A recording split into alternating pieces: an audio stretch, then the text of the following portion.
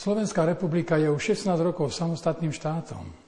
Som hrdý na to, že som bol pri jej vzniku i pri vzniku našej ústavy. So Slovenskom som prežil ťažké chvíle, radosť, aj úspechy. Cesta k ním však nebola ľahká a každý z nás musel tejto ceste niečo obetovať. Dnes vidím Slovensko moderné, demokratické, vyspelé, hrdé a silné. Už nie sme neznámou malou krajinou, ktorú vo svete nepoznajú, ale naopak. Slovensko je v zahraničí rešpektovaným a dôveryhodným členom všetkých najvýznamnejších medzinárodných zoskupení. Do týchto prezidentských volieb vstupujem s pokorou a s vďakou všetkým vám, ktorí ste pri tejto ceste Slovensku prosperite stáli a znášali ťažké bremená reforiem. Slovensku a jeho občanom ponúkam svoje 20-ročné politické skúsenosti a zmysel pre zodpovednú a dôveruhodnú politiku. Mojím prianím je silné a vyspelé Slovensko. Len také Slovensko občanom zaručí sociálne istoty a solidaritu. A tie sú základom môjho prezidentského programu Myslím národne, cítim sociálne. Aj do budúcna. Som presvedčený, že Slovensko potrebuje rozvážneho prezidenta, ktorý spoločnosť nerozdeľuje, ale ju spája. Občanom ponúkam stabilitu, pokoj a kontinuitu. Nebudem búchať po stole ani kričať, nebudem občanom sľubovať nemožné. Ja vám môžem slúbiť len jedno, že budem vždy obhajovať záujmy našej vlasti Slovenskej republiky.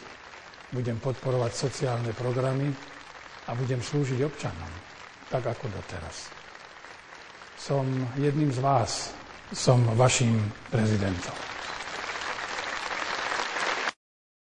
Milí spoluobčania, boli ste to vy, vďaka ktorým som mohla reprezentovať našu krajinu po boku môjho manžela, prezidenta Ivana Gašparoviča a významne pomáhať mnohým ľuďom v núdzi.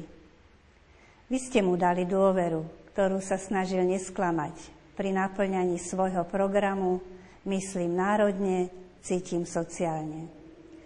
Manžel pôsobí už viac ako 19 rokov vo vrcholových spoločenských a politických funkciách.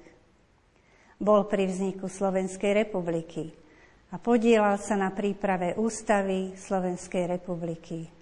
Bol pri vstupe Slovenska do Rady Európy, do Európskej únie a do NATO.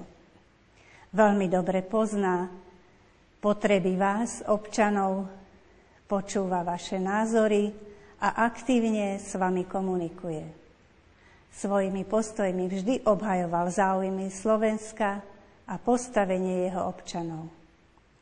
Aj vďaka nemu je Slovenská republika považovaná za stabilnú, dôveryhodnú a demokratickú krajinu.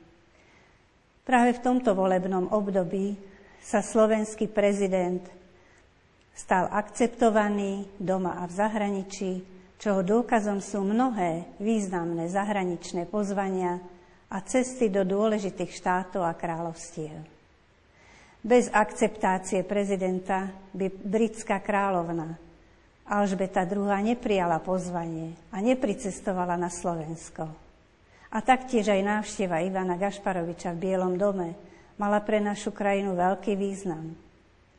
Najdôležitejším poslaním pre mňa je podporovať manžela v jeho zodpovednej funkcii a byť jeho veľkou oporou. Som hrdá na jeho prácu, ktorú vykonáva pre Slovensko a jeho občanov. Má veľa energie a sily, odborných poznatkov a štátnických skúseností na to, aby ďalej pracoval pre Slovensko a posúval ho dopredu spolu s vami.